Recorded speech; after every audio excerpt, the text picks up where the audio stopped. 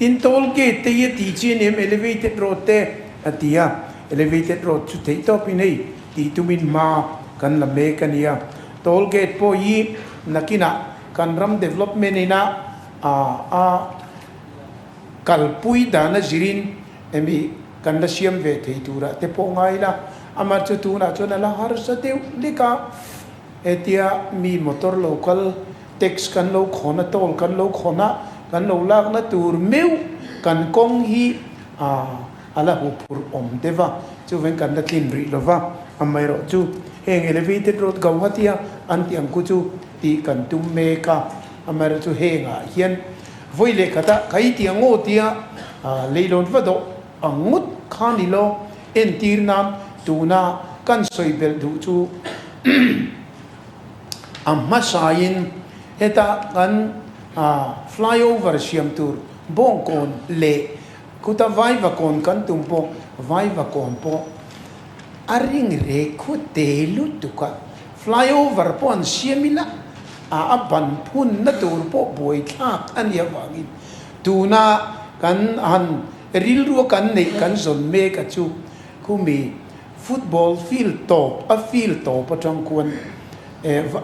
ngeni vai va kon field lam a chim lam kan ti dong e chak lam kan ti dong khumia field top a kun ban phun chou ila ti chuan khumi le an in nei in kar ku fit som li don lai a bo ruwa ka akal chou te ya chu ta chuan in sa chou ta ila crore enge mo za tin ti chuan vai va kon ron an tu in nei te kwan chu lua mai chela an in ku kongatan sacrifice mai se ti project kan kalpuya tuna kon kan boi pui make up smart city atangin emoti da omen chumia kan tol chuan khata khan flyover siam po alo rem le zulanga vai va kon ring rek lai ku zau taka siam thei dan kan dap me ka chu vena flyover po ka klema atlai deu lek lo thei lo na khatiang kan dap chok ta chu project tu na hian kan kalpui me ame sarmen an lak me kania sire lamte pe ku chu i mani sarkar ta i maila bazar tenia khung ku chu har salafa mimal ram tu raku ti ma boi thak lai nia anni po ko na chu tianga in phazok min sak te chuan ko zol zau tak ne kan in tie tho etia kan in vom lu na kan nei te chuan ke ni ta na har salavang an voi khatina chuan an ti mai chuania chu tu na hian ma kan la me ka bong kon so ti dana omangem kan tia bazar chuk thak na chin lam cho zau deva apia lama rek lai so ban han phun don hian an vaina consultant de poinan tingil thina ban phun na turi chu kong pon hi chu ni thei sel chuan an tia chung te po chu kan la thlir vel me ka chung chu kan flyover han siam tura har sana kan dong kan ti zung thei lo na heti ban phun da ti mai thei chu ni se zia oma amar chu khang ka azim lu tuk chunga han ti lui tum box si ne na tina a tool box si azim na ka tool na ni box si khan ne na kala kan ma kan na me kan ni ti kan soyani elevated road ro chu emi a main trunk line nai chuan ti vek kan tuma ka flyover ka lo ompo ni se elevated road ina azuk chun huna ain chun zom na rim chang tur lai te po identifying kan tia khata chang khan amar tu soile soinu kan covid wang hian ke mani berpo del hilama kan jin le thei lova chu wang chuan kan la har sa hei chu del hilama te po thui pui antia mirama po thui pui antia asama te ngei po thui ta kan tia ke ni pui kan ti te ngei yang ti ringin hei chu kanan enani tin kan member zom tak puan ruwa zo nakha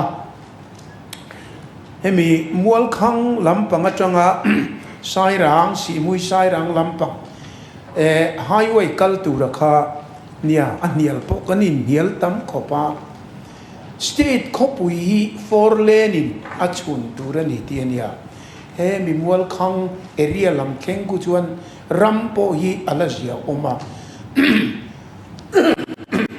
kolosib le kon puin kar khung lai tlang dung te chu kong sau ta koi na ti ta na om ze na amar chu tlong kam bui chali phei tu na tu le na kan kalpo a kan buai to heta for le na han laya atlang pang han la thla tur chun in ti zawanga in honga in local le to longa ke ni chun aron min le atol le ti khanen kan aturu lu tu kai lai chu in ti don tho tho chuan a chaka hemi nge ni mual khang bulok tho chu ni hilai atanga peng hian o khamrang katina mual khang rama local pain kumi bui chali kama tlong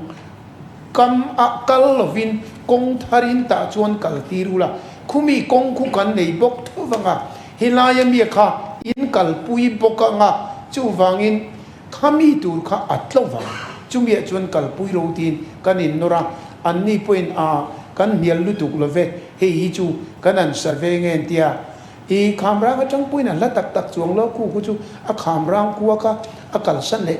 lo na kha na en chuang lo kong pui atang a peng mai tur ovania chu vain kha kal thei chuan kan za vai tan kong nei tam na ani boka tin aizol bypass kata tonga local lein hemi kong ron chun sai ranga lu don ron chun kan he ta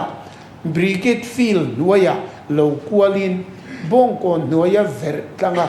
chitit nara lo chuakin kha ku ta wal beng kong pan in kha